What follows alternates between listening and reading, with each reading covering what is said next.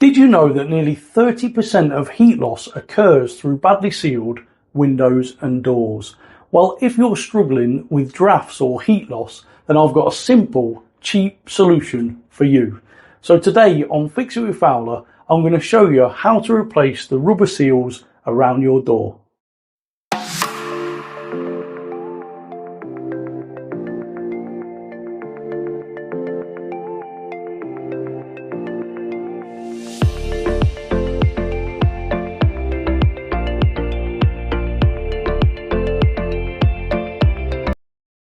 So, when it comes to heat loss, every little bit counts, and even the smallest gap or crack can let cold air in and warm air out. So the first thing we need to do is inspect the seals.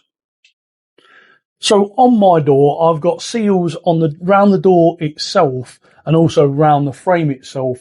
And what you need to do is meticulously look around this seal and follow it all the way around the door, and then do the same on the frame. And what you're looking for is any nicks, slits or damage, and even compression, and that normally happens on the lock side of the door.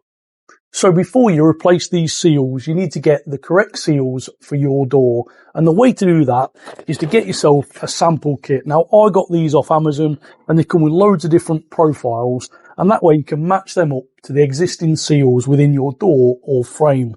Now, the seals always start from the bottom and there's normally a little gap in the middle. If you pull that out, you can then compare that profile to the set you've got and order the right seal. So if you're struggling to find the correct seal for your door and you've got a UPVC door like this, then the best thing to get is a universal seal like this, and that fits virtually any door. Once you've got that, we can then go on to replacing the seal. Unfortunately, both these seals need replacing. The one on the door itself is damaged and the one on the frame is compressed in places, so it's going to be letting in cold air and drafts. So to replace them is really simple. The first thing we need to do is remove the seals. So if we come down to the bottom of the frame or the door, you can normally just grab the edge and pull it out like so. However, if you're struggling, if you get something like a flat blade screwdriver, you can put in the gap and actually tweak it out.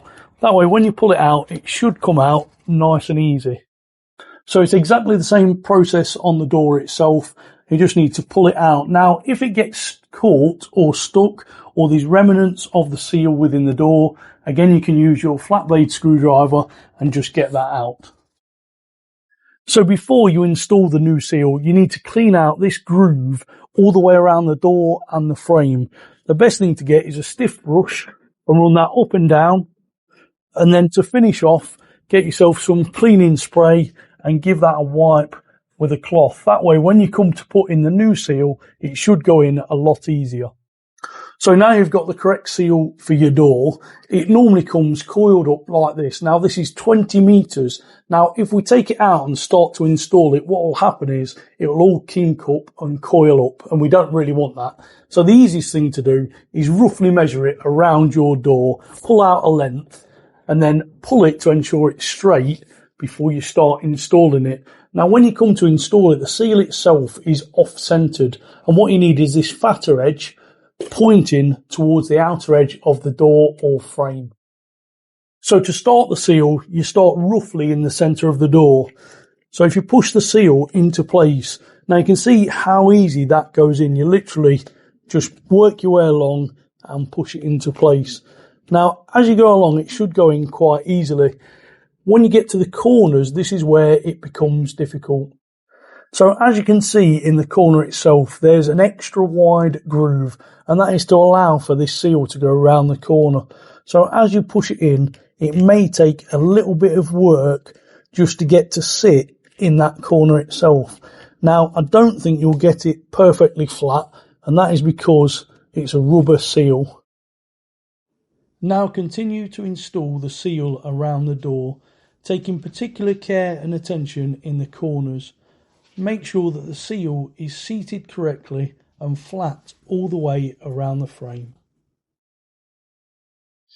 So now you've got the seal near the end. The idea now is to line these up and leave a slight gap between the seals. And the reason you do that is so that if any water runs down the frame and comes across, it'll go through that gap into this groove here and out of these channels and out onto the doorstep.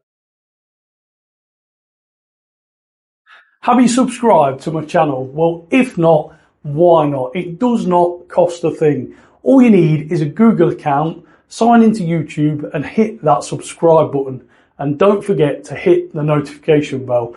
That way you won't miss out on any of my great DIY videos. I've got over 80 videos on my channel, all designed to save you money. And what's better, I've got a dedicated playlist to windows and doors. Now, if you're interested in finding where to get these samples from, all the door seals, I've left a link in the description, so head over and it'll take you directly to the website. So that's the frame all finished, and now onto the door itself. So we're going to use exactly the same principles. Make sure you pull out the rubber seal, get it nice and flat before you start. And then, as you can see with the door, there's very little clearance between the door and the floor itself. You still need to start in the middle of the door and work your way around. It's just going to be a bit awkward because of the access.